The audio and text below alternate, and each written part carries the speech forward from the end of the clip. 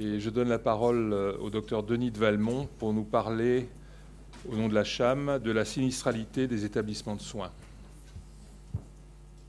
Est-ce qu'on passe les diapos ?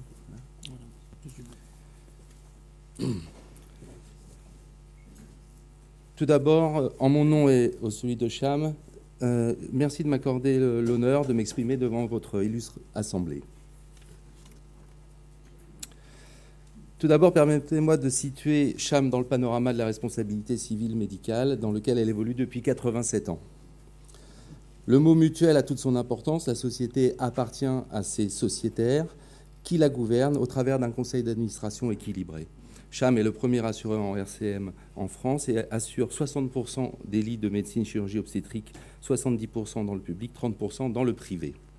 CHAM assure 2 accouchements sur 3 et au total, si l'on compte les salariés et les libéraux, ce sont près de 45 000 médecins et chirurgiens dont l'activité est couverte par CHAM.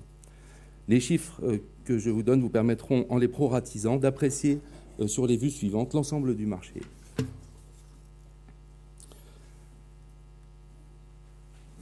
L'indice de fréquence que CHAM a mis en place en 1998 a plus que doublé en 15 ans, avec un taux de croissance annuel moyen de 5% en nombre de réclamations. En 2013-2014, cet indice a augmenté de 11%, et nous ne connaissons pas encore les causes de cette augmentation, ni s'il s'agit d'une augmentation contextuelle et volatile ou structurelle amorçant une période inflationniste. Si l'on regarde les réclamations en nombre, environ la moitié concerne des sinistres matériels et l'autre moitié concerne des sinistres corporels. Si l'on regarde en coûts, sans grande surprise, le corps ayant fort heureusement une valeur supérieure à l'objet, lorsque l'on regarde les coûts, les sinistres corporels concentrent la quasi-totalité des coûts, avec 98,3%. Si l'on se penche plus précisément sur les réclamations pour des sinistres corporels, la grande majorité ont des causes médicales. 7% sont liés à ce que l'on appelle la vie hospitalière, c'est-à-dire essentiellement et le plus souvent des chutes. Près de 3% sont liés à l'utilisation des dispositifs médicaux. Il s'agit essentiellement de prothèses considérées comme défectueuses. Il s'agit probablement d'un pourcentage qui sera amené à augmenter compte tenu de la facilité qu'ont maintenant les patients de s'adresser à l'hôpital pour des matériels, charge à l'hôpital de se retourner contre les fabricants. Si l'on entre un peu plus dans le détail de ces causes médicales, qui représentaient 85% des réclamations pour sinistres corporels, 50% sont liés à la qualité des soins infirmiers, médicaux et chirurgicaux. 20% concernent des infections. Les différentes spécialités chirurgicales sont placées sur ce graphique en fonction de leur fréquence en abscisse et de leur intensité en coordonnées, concernant les sinistres de chaque spécialité. Fréquence est importante et intensité limitée pour la chirurgie orthopédique, faible fréquence mais intensité importante en neurochirurgie, fréquence significative et grosse intensité en obstétrique. Petite fréquence, petite intensité en urologie, ce qui fait plaisir à Didier Leger.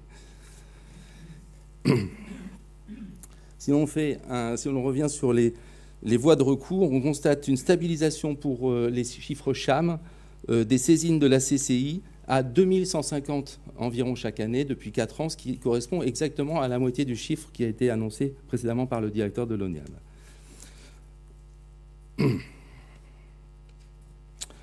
Ce qui fait environ 40% de l'ensemble des réclamations.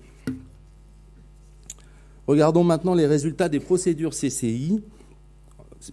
Il s'agit bien des chiffres CHAM, bien sûr.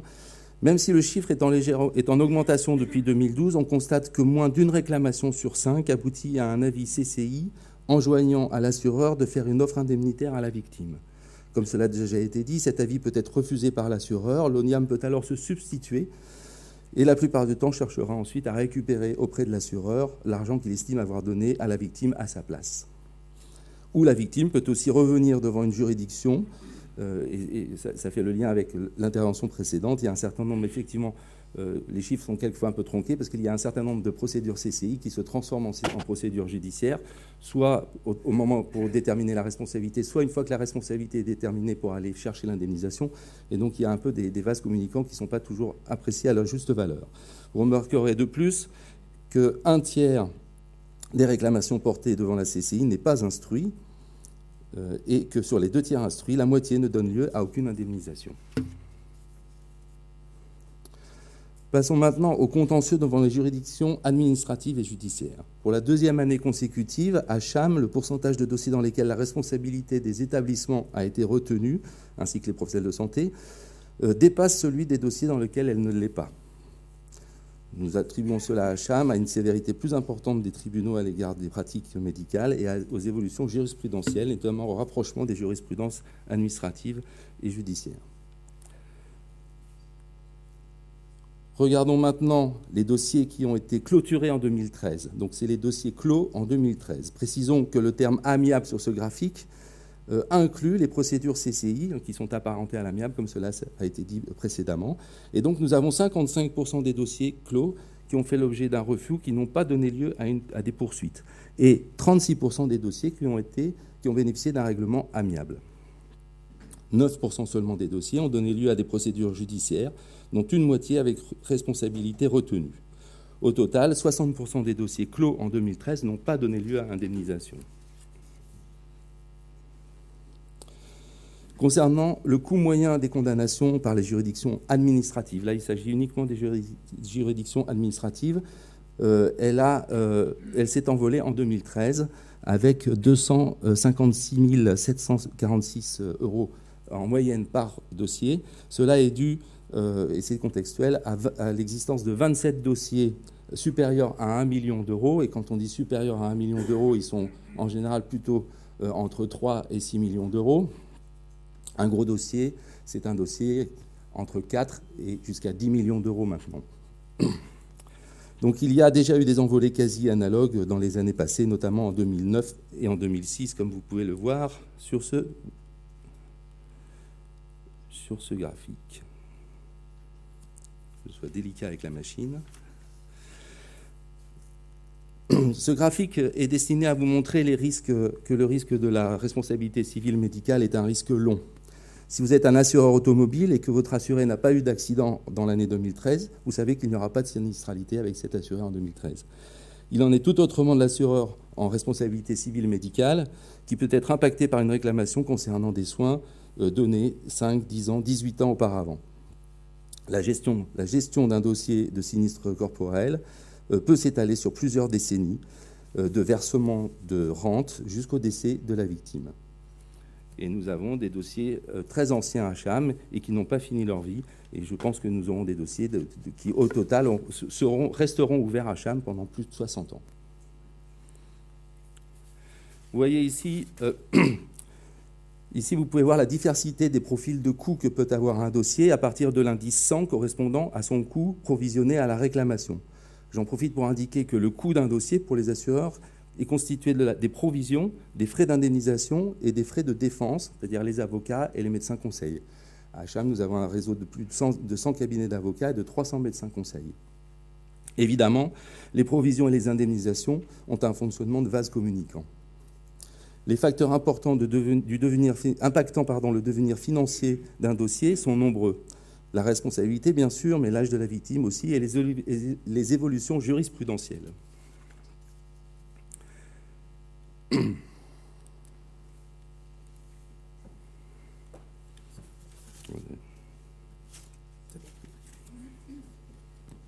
Non. Voilà.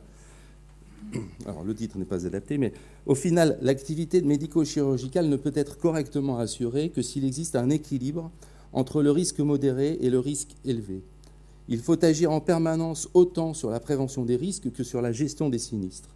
À Cham, c'est l'équivalent de 30 personnes temps plein qui travaillent sur la gestion des risques, sur la prévention des risques au quotidien. Mais il faut aussi des fondamentaux solides avec un provisionnement sécuritaire prévoyant bien entendu les créances de la CPAM, qui ne manquera pas de réclamer l'argent correspondant aux soins consécutifs à un manquement. La marge de solvabilité est aussi un élément important de la solidité d'un assureur pérenne. Pour vous donner un indice, enfin une appréciation, les provisions techniques à Cham s'élèvent à 1,8 milliard d'euros et la marge de solvabilité est de 500%. Quelles sont les évolutions qui vont peut-être marquer notre activité d'assureur? C'est la notion d'équipe. On travaille en équipe, on fait de la prévention des risques en équipe, on fait de la formation et bientôt il y aura des accréditations, de l'accréditation en équipe et je pense qu'il faut réfléchir à se défendre en équipe. Il faut développer une culture d'analyse des accidents et des dysfonctionnements comme source de progrès continu et il faut que les chirurgiens et les médecins s'approprient la notion d'événements porteurs de risques, de revue morbidité-mortalité, de comité de retour d'expérience, les méthodes d'alarme, etc. Tous ces outils qui permettent de se servir des accidents comme source de progrès. Et enfin, nous pensons qu'il faut réinventer sans cesse l'information pour les patients et la façon dont on peut les associer aux décisions qui concernent leur santé. Merci de votre attention.